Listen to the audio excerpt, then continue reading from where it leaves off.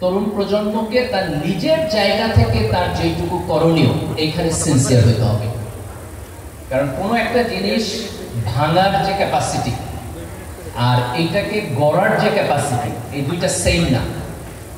অনেক সময় ভাঙাটা সহজ, কিন্তু গড়াটা অনেক কঠিন। তো আমরা যদি চিন্তা করি যে এখন বাংলাদেশে তোমার মোর দেন 30%, প্রায় 40% হচ্ছে ইয়াং পিপল, এবং আমরা যদি মনে করি যে ইয়াং জেনারেশনকে সাথে নিয়ে আমরা এই দেশটাকে রিবিল্ড করব, তাহলে এটা রাতারাতি হবে না, আগামীকাল সকালবেলা হবে না। আমাদেরকে অনেক দূর পর্যন্ত যেতে হবে, অনেকগুলো চ্যালেঞ্জ আমাদেরকে মোকাবেলা করতে হবে, এবং এই চ্যালেঞ্জগুলো মোকাবেলা করার ক্ষেত্রে আমাদের সিনসিয়ার থাকতে হবে।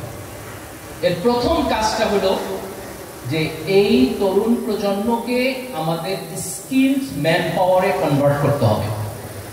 এবং আমি যদি স্কিল ম্যান পাওয়ারে এদেরকে কনভার্ট করতে চাই, তাহলে তাদেরকে আবার পড়াশোনায় ফিরে আনতে হবে। কারণ এখন আমরা একটা পলিটিক্যাল হাইপের মধ্যে আছি, এবং এটা জরুরি। জাতীয় গুরুত্বপূর্ণ বিষয়ে ছাত্র সমাজের এবং তরুণদের রাজনৈতিক সচেতনতা এবং রাজনৈতিক অ্যাক্টিভিজম, এটা জরুরি। এটা বেঁধে রেখে আমরা এই সমাজকে এবং রাষ্ট্রকে রিবিল্ড করতে পারবো না। কিন্তু ছাত্রদের অল টাইম কাজ কিন্তু রাজনীতি নিয়ে চিন্তা ভাবনা করা না।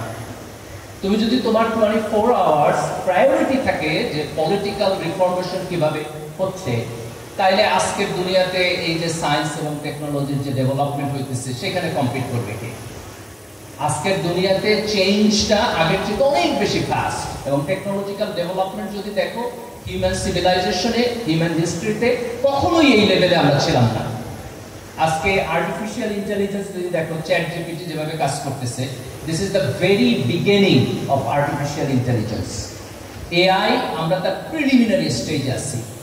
জাস্ট মানে sit tight and see 20 years 25 years দেখো দুনিয়া বদলায় গেছে।